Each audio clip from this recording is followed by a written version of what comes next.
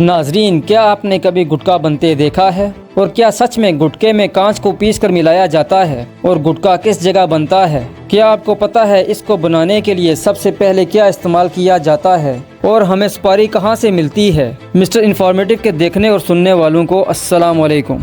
इस दरख्त से जो आप अभी देख रहे हैं, इन छोटे छोटे दरख्तों पर सुपारी के फल उगते हैं और जब तक ये फल पक नहीं जाते तब तक इन्हें अच्छे से पाला पोसा जाता है। जी हाँ, यहाँ पर सुपारी की खेती की जाती है और जब तक ये फल पक नहीं जाते तब तक इन्हें अच्छे से पाला पोसा जाता है। जब ये सुपारी का दरख्त अच्छे से बड़ा हो जाता है, इसके फल को दरख्त से अलग कर लिया जाता है और इस फल को अलग करने का प्रोसेस ठीक वैसा ही होता है। इस फल को दरख्त की टहनियों से अलग किया जाता है।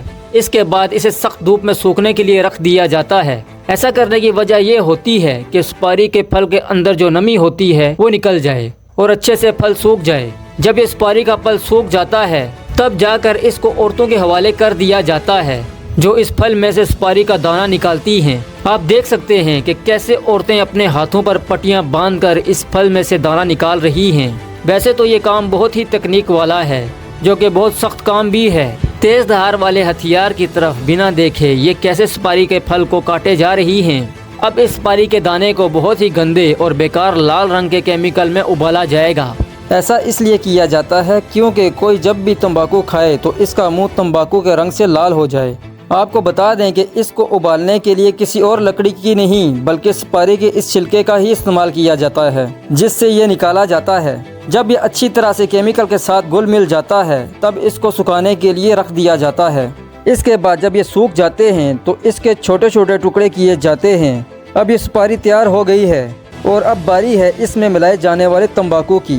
तंबाकू शुरू में बाहरी फ्रेम में उगाया जाता है, जिसे सेट बेड कहा जाता है।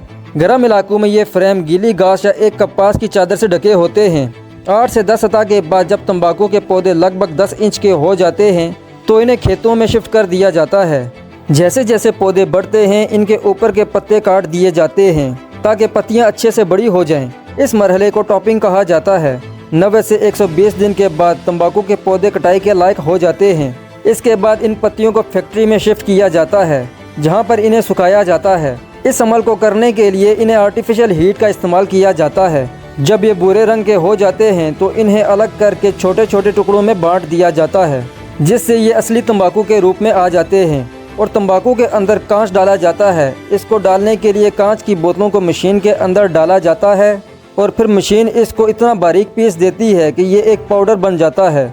इसको अगर आप अपने हाथों में उठाएंगे तो आपके हाथ को तो ये नहीं काटेगा, मगर हमारे मुंह के अंदर की स्किन थोड़ी नाजुक होती है। अगर कोई शख्स इसको तंबाकू के साथ चबाता है तो ये मुंह के अंदर की नाजुक स्किन को फाड़ देती है।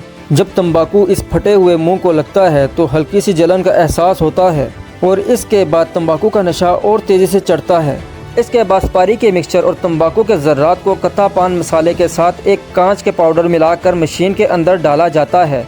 फिर इन्हें पैकेजिंग के लिए भेज दिया जाता है और छोटे छोटे पैकेट्स में रैप किया जाता है। तो नाजरीन, ये था पान मसाला बनाने का पूरा प्रोसेस। आपने देखा इसमें सारी चीज़ें वो डाली जाती हैं जो हमारे जिस्म को नुकसान पहुंचाती हैं।